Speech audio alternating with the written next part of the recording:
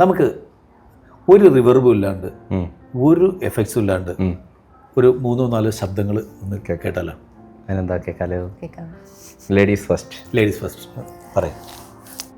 തീർച്ചയായിട്ടും ഇങ്ങനെ ഇരിക്കുമ്പോൾ എനിക്ക് തോന്നുന്നത് ലൈക്ക് നമ്മളിങ്ങനെ ഭയങ്കര സന്തോഷമായിട്ട് ഇരിക്കുന്ന ഒരു സമയത്ത് മിമിക്രി എന്ന് പറയുന്ന ഒരു ആർട്ട് ഫോമിനെ ഇത്രയും ആളുകളുടെ മുന്നിലേക്ക് കൊണ്ടുവരാൻ അതിനൊക്കെ ഒരുപാട് നമ്മളെ സപ്പോർട്ട് ചെയ്ത് തീർച്ചയായിട്ടും താങ്കളെ പോലെയുള്ള ഒരുപാട് ലെജൻഡറി ആയിട്ടുള്ള ആർട്ടിസ്റ്റുകളാണ്. രഞ്ജിനി ഹരിദാസ്.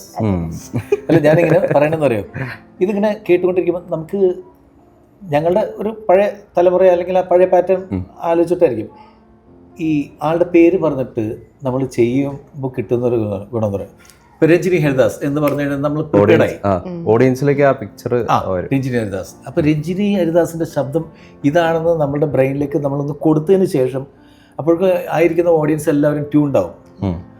രഞ്ജിനിയുടെ വോയിസൊക്കെ അവളുടെ ഫേസും വോയിസ് എല്ലാം ബ്രെയിനിലേക്ക് കയറി കഴിഞ്ഞിട്ട് മോളിത് പ്രസൻറ്റ് ചെയ്യുമ്പോൾ ഭയങ്കരമായിട്ട് അതല്ലാതെ പെട്ടെന്ന് നമ്മൾ പറഞ്ഞിട്ട് ഓക്കെയാണ്, പക്ക 100% കറക്റ്റാണ്. പക്ഷെ ഒന്ന് ഹിൻഡ് ചെയ്തിട്ട് പറയുമ്പോൾ അടുത്തതാണ് അടുത്തത് തന്നെയാണ്.